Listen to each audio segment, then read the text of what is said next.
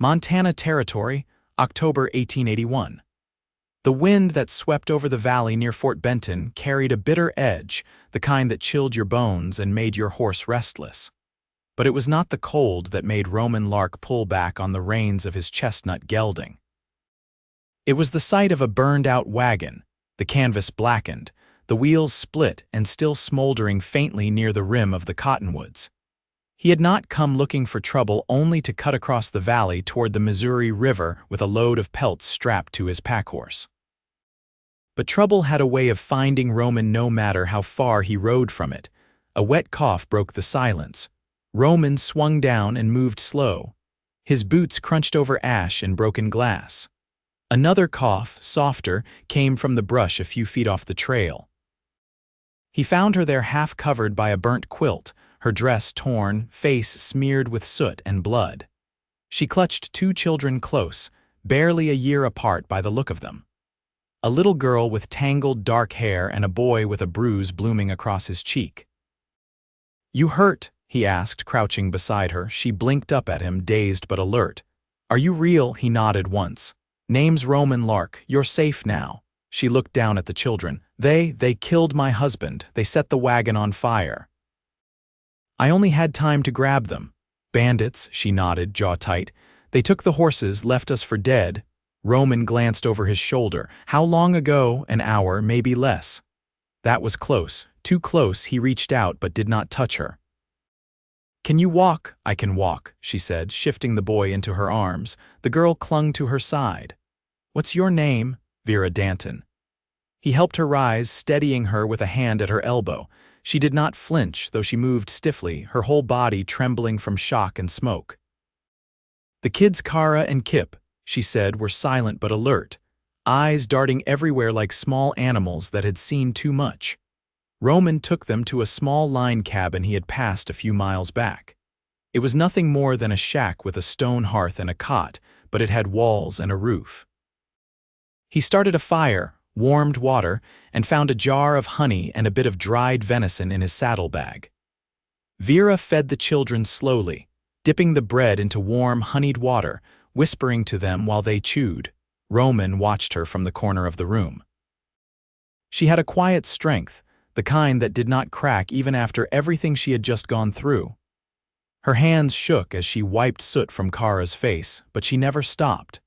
She worked until both children were clean and fed, wrapped in blankets, their bodies curled close on the cot. When she finally sat near the fire, she touched her forehead and exhaled like the weight of the world was pressing down on her chest. "You should rest," he said. "I will, just not yet." Her eyes flicked to him. "Why did you stop?" Most men would have seen the smoke and kept moving. "I was not raised to leave people behind." She looked at him a long time. "Well, thank you," he nodded once. That was enough. They stayed the night in uneasy silence. Roman sat near the fire, rifle across his lap, ears tuned to every distant crack of a branch or rustle of wind.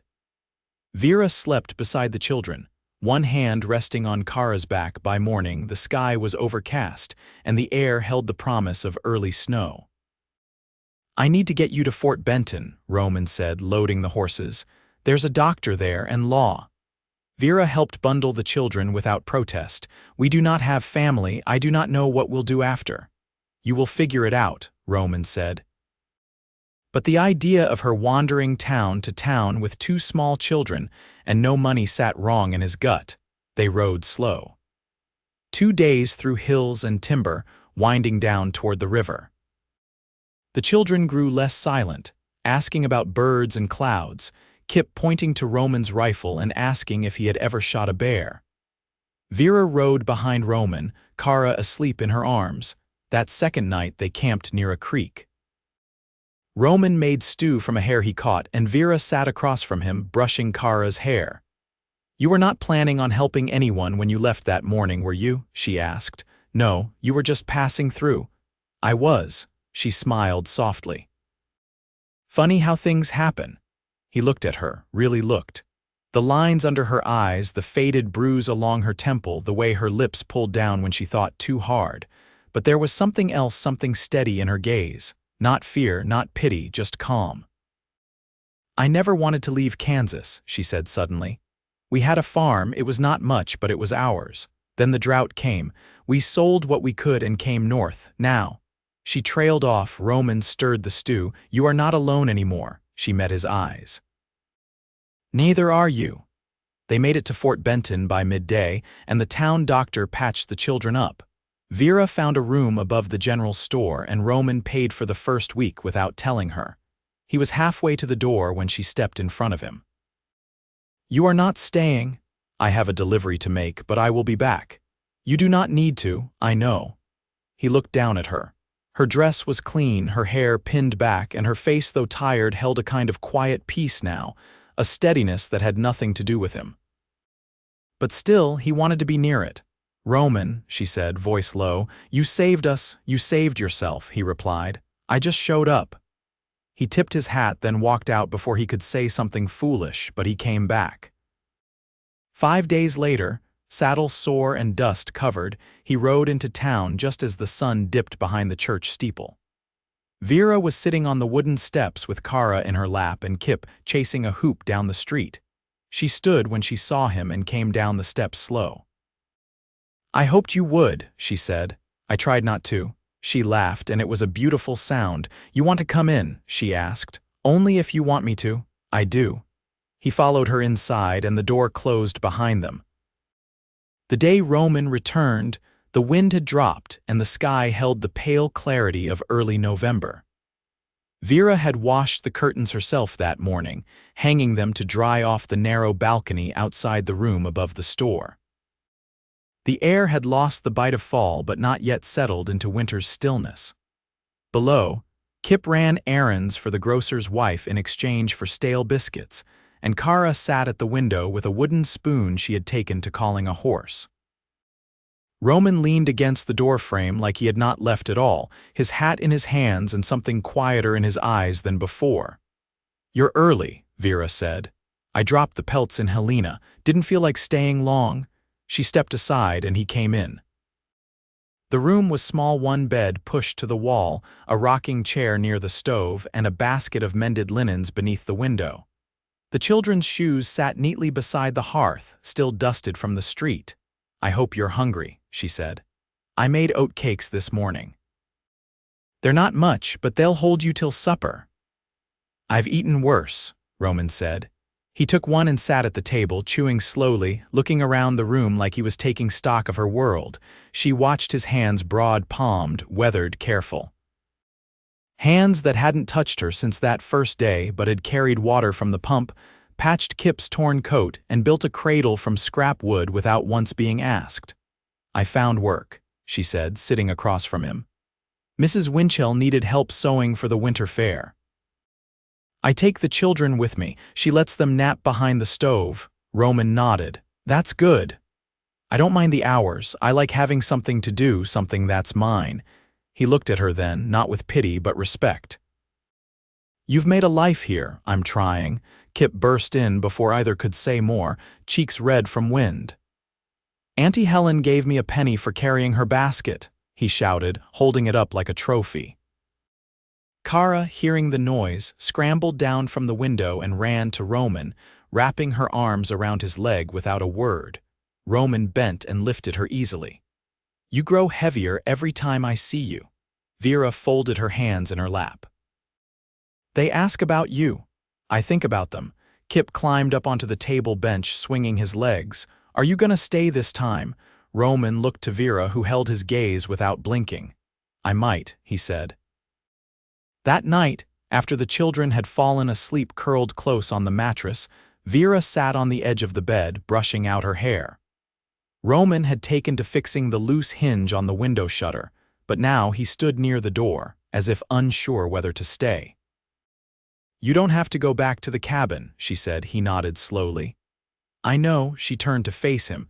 You asked me once if I could walk. I can. I did. But walking alone's different from walking with someone. He crossed the room, quiet as snowfall, and sat beside her. The lamplight flickered across his face, and she saw the lines around his mouth, the way he didn't quite meet her eyes. I was supposed to meet a man in Livingston, she said. Came all this way. He took one look at my hair, called me too old for bearing more children, and left me standing by the depot. Roman's jaw worked, but he said nothing. I was 29, she went on. Too old for him, apparently. He wanted someone fresh, untouched. I'd already lived a life, been married. Buried him, I guess that made me used up. Roman rested his elbows on his knees. He was a fool. I'm not asking for pity. You're not getting any. She looked at him then, the silence between them thick and warm. I didn't expect anything after that. Just wanted to keep the children fed, find a roof. But you, she stopped, swallowed once, and began again. You never asked me to be anything I'm not. Roman reached over, fingers brushing hers. You're enough as you are. She did not cry, not then. Instead, she leaned in, rested her head against his shoulder, and let the quiet settle around them like a blanket. The fire crackled low, and outside, the first snow began to fall. The fair came in late November, just after the ground had frozen hard enough to hold wagon wheels. Roman stood beside Vera beneath the eaves of the mercantile, where she'd set up a small table of patchwork scarves, hand-stitched dolls, and bundles of dried herbs tied with twine. The children were across the way near the smithy's booth, watching a man twist horseshoes into hearts for a crowd of giggling girls. Vera adjusted a scarf on the table and glanced sideways at Roman. You don't have to stand here all day. I want to, he said. She didn't answer, but her mouth twitched in a way that made Roman's chest feel warmer than the wool coat he wore. The street was crowded with families and traders from half a dozen nearby settlements. A fiddler played on the church steps, and the scent of boiled molasses and roasted chestnuts hung heavy in the cold air. Vera's booth had drawn a steady stream of women admiring her needlework, but it was the dolls that sold first, one after another disappearing into the arms of small girls in shawls and mittens. She's got a good eye for color, a woman said, holding up a red and yellow square of cloth. Roman realized she wasn't speaking to Vera but to him. You her husband? Vera didn't look up from her stitching. Not yet, Roman said evenly. The woman raised an eyebrow and moved on. Later, after the sun dipped below the rooftops and the last of the booths packed up for the night, he walked Vera and the children back to the room above the store. Kip carried a small paper bag of roasted peanuts, which he guarded like gold, and Kara dozed against Vera's shoulder. At the door, Vera shifted the girl in her arms. You didn't have to stay all day. I know, she tilted her head. You say that a lot. Roman rubbed the back of his neck. Hard to find the right words sometimes. Vera unlocked the door and pushed it open with her hip. Come in. Inside, the room was warmer than usual. Someone had left a basket of firewood tied with a strip of green ribbon beside the hearth. Vera knelt to stir the embers while the children climbed into bed without needing to be asked. Roman pulled the door closed behind him. I saw the way you looked at that woman, Vera said, her voice low and steady. The one who asked if you were my husband. Roman crossed the room and leaned against the wall by the stove. I looked the same way I always do. You hesitated. I didn't want to speak for you. She rose and faced him, brushing a strand of hair from her cheek. You wouldn't have needed to. He met her gaze. Then say it plain, Vera. She stepped closer, so close he could see the small nick on her thumb from a sewing needle and the faint flush rising along her collarbone. I want you here, not just passing through, not just standing beside me at fairs and fixing window latches. I want you in this life. With us? Roman didn't speak right away. He looked toward the bed where the children slept, two small shapes beneath the quilt she had pieced together from worn shirts and old flour sacks. Then he looked back at her. I've got a homestead, he said, near the Bitterroots, Cabin Sound. Land's good, it's quiet. I thought I'd live there alone, grow old with my boots on and no one to answer to. Vera waited, but I don't want that anymore. He stepped forward and took her hand. Her fingers curled around his like she'd been waiting to do that for weeks. I want to build something with you, he said. Not just walls and fences, a home. Vera didn't cry. Instead, she leaned in until her forehead rested against his chest. Her voice was barely above a whisper. We'll have to bring the cradle. I'll strap it to the mule myself." That night, while the fire burned low and the first frost crept along the window glass, they lay side by side in the narrow bed with Kip between them and Kara curled against Vera's chest. There were no promises spoken, no oaths made. Only breath shared in the dark and the quiet understanding that the long road each had walked alone had ended here, with calloused hands and tired hearts finding rest at last. In the morning, Roman would go to the livery and ask after pack space and provisions. Vera would tell Mrs. Winchell she wouldn't be back after Christmas. And the children would wake to find their world unchanged, except for the way Roman's coat now hung from the hook beside the stove. The trail west took them through the foothills in the last stretch of November, where the snow clung thin along the ridgelines and the wind moved low through the trees like it had a mind of its own. Roman rode ahead with Kip seated in front of him, the boy's head tucked beneath his coat collar. Vera followed with Kara nestled against her chest, both wrapped in the thick shawl Mrs. Winchell had pressed into her arms before they left Fort Benton. They traveled slow 3 hours in the saddle each day, then down before dusk to make camp. Roman had rigged a canvas lean-to from his old supply tent, and each night he laid cedar branches beneath the bedrolls to keep the cold from creeping through. Vera took to boiling water with dried mint from her satchel, which she let the children sip before sleep. Kara always curled into Vera's side. Kip, more often than not, edged toward Roman's bedroll before drifting off. On the 4th night, they stopped beside a narrow creek where the water ran clean under a skin of ice. Roman built a fire while Vera set about heating a pan of cornbread she'd wrapped in cheesecloth back in town. "Was it always just you?" she asked quietly, not looking up as she turned the bread. He glanced toward the children, asleep just beyond the firelight. "For a long time. You said you had a homestead, that you were planning to grow old out there alone, but you weren't born to that, were you?" "No," she waited. "My father was from Kentucky, fought in the war Union side, though most of his kin didn't. We came out to Montana after the fighting. He took to trapping, taught me early. My mother died the first winter. She didn't ask how, some things didn't need the telling. After he passed, I stayed on," Roman said. "Traded, hunted, tried to keep out of other folks' way." "You succeeded," she said, handing him a piece of warm cornbread.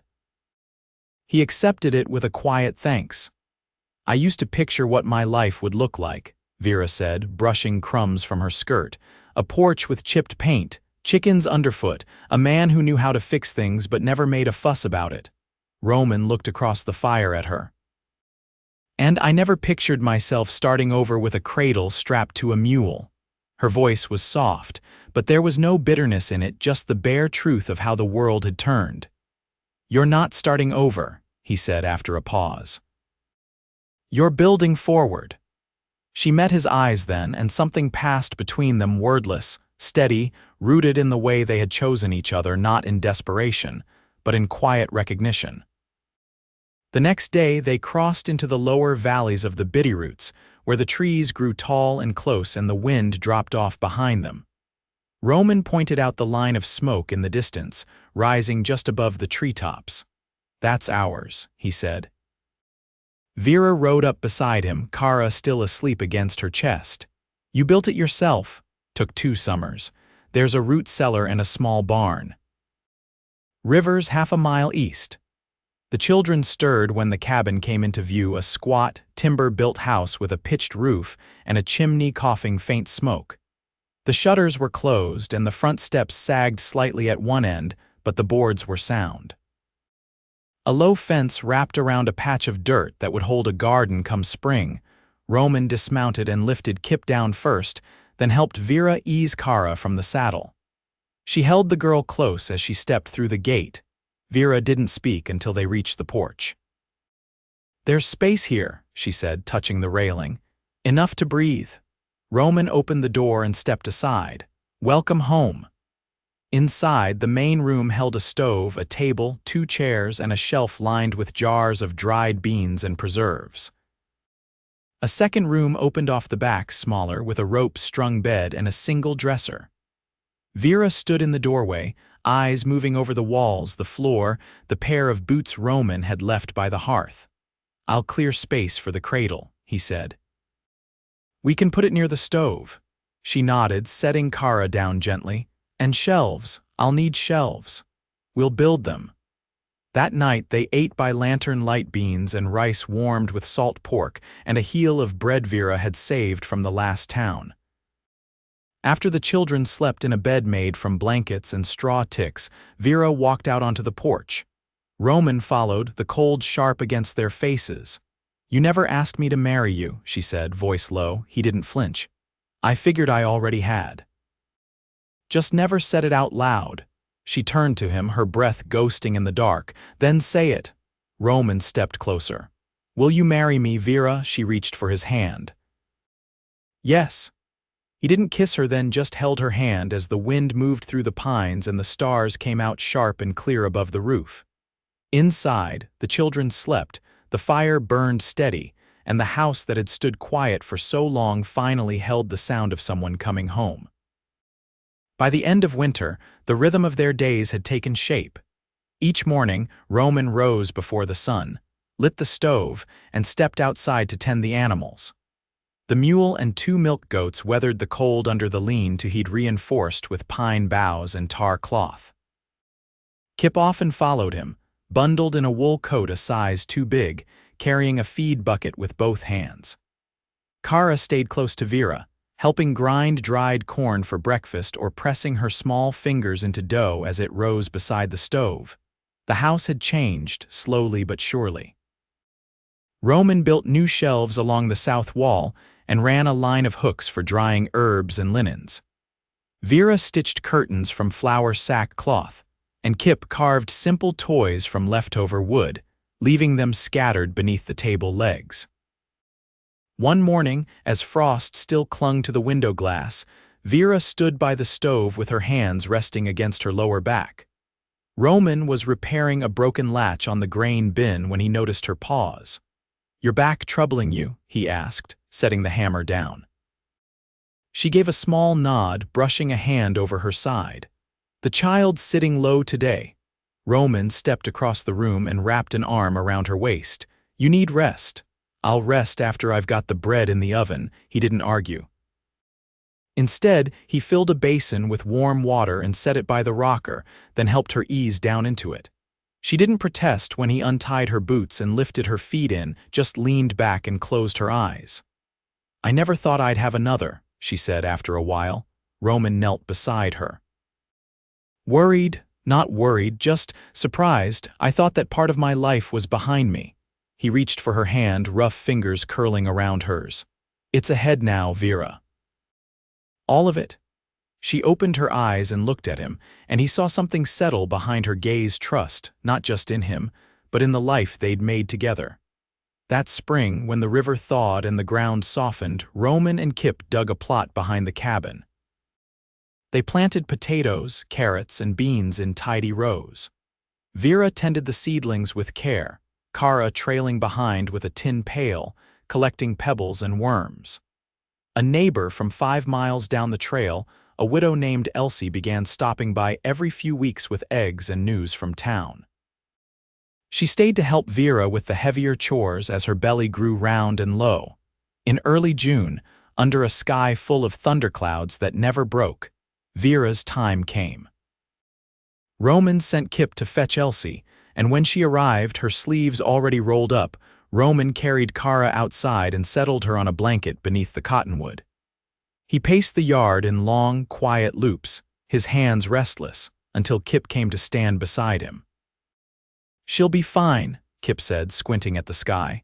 "She's not scared." Roman crouched and looked the boy in the eye. "You're braver than most men I've known." Kip didn't say anything else, just nodded and sat with Kara while Roman waited. When the crying came thin, high, and unmistakably knew, Roman exhaled and closed his eyes. Elsie stepped onto the porch a little later, hands on her hips, face flushed from heat and effort. "You've got a daughter," she said. Roman crossed the yard in 4 strides. Inside, Vera lay propped against a stack of blankets, her hair damp and her face pale but steady. She held the baby to her chest, swaddled in one of Kara's old shawls. Roman knelt beside the bed, careful not to crowd her. "She's strong," Vera said. Already louder than the others ever were. Roman looked down at the tiny face, the dark hair plastered against a red cheek, the small mouth working against Vera's collarbone. "Have you thought of a name?" Vera looked at him. "I thought maybe you had." He studied the child a long moment before speaking. "Junia, my mother's name." Vera nodded once. "Then it suits her." Later that evening, as the last of the light faded and the fire crackled low, Roman sat at the end of the bed with Junia in his arms. Kara leaned against his side, watching her sister's face with wide eyes. Kip sat at the table, carving a rattle from a willow branch. "I never imagined this," Vera said, her voice soft. "Not after everything."